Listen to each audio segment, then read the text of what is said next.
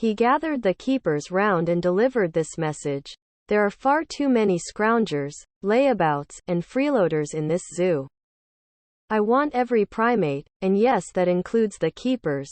I want every quadruped, every bird, fish, reptile, and every last tiny insect to understand this. From now on, if they want to eat, they must provide value for money." And so poor Mr. Hartley spent his days trying to teach the monkeys to count to 3 and to read the newspaper. None of them showed an inclination to learn their lessons, except for one. And that was Theo. "Well, well, well," said Mr. Hartley. "So it turns out that the naughtiest monkey of them all is the brainiest."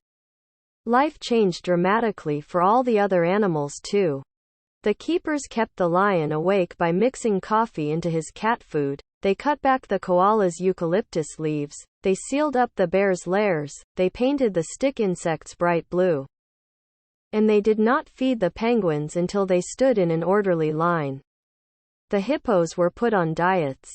As for the baboons, they weren't allowed out of their rooms until they learned to show some respect to the visitors. At night all the animals complained. They were kept apart by their cages, but those that could roar, roared, and those that could squawk, squawked. The wild birds twittered to their friends in the aviary, and all the talk was of a strike at the zoo. A local reporter got wind of this, and went to ask Mr. Shingles what he would do if the animals went on strike. "Ha!" exclaimed Mr. Shingles. "If a bunch of creatures are too lazy to get out of bed in the morning, how would you know when they go on strike? In any case, we'll just stop their food. And then we'll see how long the strike lasts."